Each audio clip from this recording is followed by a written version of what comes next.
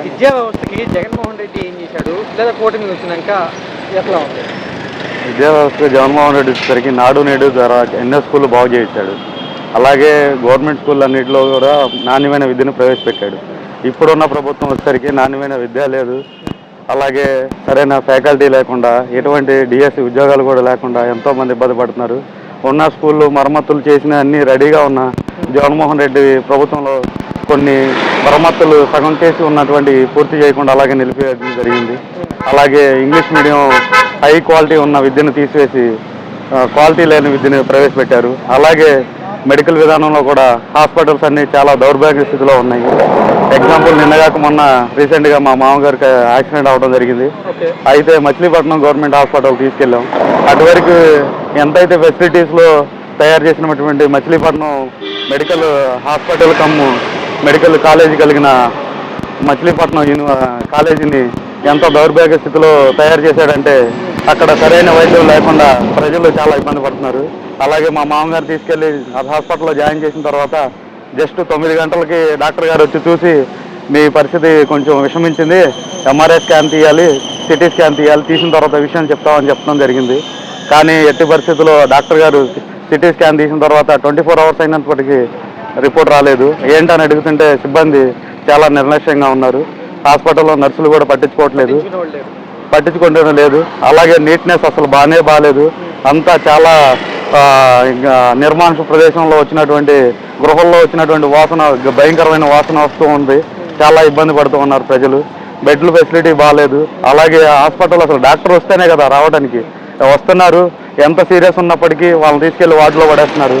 Hospitals government నిర్వహించాలంటే డబ్బులు లేవు, అందుకనే పీపీపీ విధానంలో ప్రైవేట్ వ్యక్తులకి ఇస్తే చాలా బాగుంటుంది అని బాబు గారి ఆలోచన. దాని గురించి ఏమంటారు? దాని గురించి అయితే నేను ఒకటే గట్టిగా చెప్తున్నాను సార్. ఇప్పుడు క్వాలిటీ డాక్టర్ కలిగిన వాళ్ళే కదండి గవర్నమెంట్ డాక్టర్ అయ్యేది. ప్రైవేట్ డాక్టర్ ఏముంది సార్? ఎంబీబీఎస్ అయినటువంటి ప్రతి వ్యక్తి కూడా ఏదో హాస్పిటల్లో చేసుకోవచ్చు.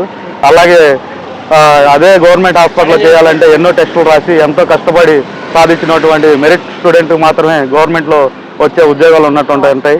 కానీ వాళ్ళని మీరు సరైన విధంగా వాడుకుంటే అంతకంటే నాణ్యమైన వైద్యం ఇంకెక్కడ దొరకదు సార్. కానీ మీరు ఏం చేస్తున్నారంటే అటువంటి నాణ్యమైన వైద్యాన్ని పక్కన పడేసి ప్రైవేటు వ్యక్తుల్ని మీరు ప్రోత్సహించడానికి, ప్రైవేటు వ్యక్తుల ద్వారా మీరు ధనాన్ని సంపాదించుకోవడానికి మీరు ఎంతో కృషి చేస్తున్నారు సార్. వాళ్ళ యొక్క ఎదుగుదలకి మీరు చాలా కష్టపడుతున్నారు సార్. అంతేగాని ప్రజల యొక్క బాగోగులు మాత్రం మీరు పట్టించుకోవట్లేదు.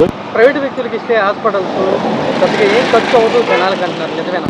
ప్రైవేటు వ్యక్తులకు ఇచ్చినట్లయితే పేద వ్యక్తులు అందరూ ఇంకా పేద వ్యక్తులుగా అవుతారు. ఈ ఆంధ్రప్రదేశ్ ఎప్పటికి కూడా అభివృద్ధి కానే కాదు. ఎందుకంటే మానవుడికి చాలా ఇంపార్టెంట్ అయిన వాటిది ఆరోగ్యం చాలా ఇంపార్టెంట్, తర్వాత విద్య చాలా ఇంపార్టెంట్. ఆ రెండింటిని మీరు అమ్మేయడం వల్ల ఆంధ్రప్రదేశ్ ఎప్పటికి కూడా రెండో అతిపెద్ద బీహార్ లాగా అయిపోతుంది. చాలా మన పరిస్థితి చాలా దిగజారిపోయి వలసకి వెళ్లాల్సిన పరిస్థితి అయిపోతుంది. పీపీపీ విధానం వల్ల ప్రజలందరూ నష్టపోతారండి. పేదవాళ్ళు, మధ్యతరగతి వాళ్ళు మరీ పేదవాళ్ళు అయిపోతారు. ఎప్పుడైతే ధనికులు ఉన్నారో వాళ్ళు మధ్యతరగతి వాళ్ళు అయిపోతారు. పీపీపీ విధానం ద్వారా ఎక్కువ డబ్బులు ఉన్న వాళ్ళకి మాత్రమే వైద్యం అందుతుంది. డబ్బులు లేని వాళ్ళకి అసలు వైద్యం అందదు. మీరు గుర్తుపెట్టుకోండి, ప్రజలు చూస్తూ ఊరుకోరు. పీపీపీ విధానం చేస్తే ఎట్టి పరిస్థితుల్లో తిరుగుబడి చేస్తారు. మీ ప్రభుత్వం గ్యారెంటీ కూలిపోతుంది. ఎందుకంటే పీపీపీ విధానం చేయడం వల్ల ప్రజలు ఎంత నష్టపోతున్నారో ఇప్పటికే అందరికీ తెలిసిపోతుంది. ఏంటంటే సరైన వైద్యం అందదు, సరైన విద్య అందదు. విద్య వైద్యం చాలా ఇంపార్టెంట్ అండి, మీరు గుర్తుపెట్టుకోవాలని కోరుకుంటున్నాను.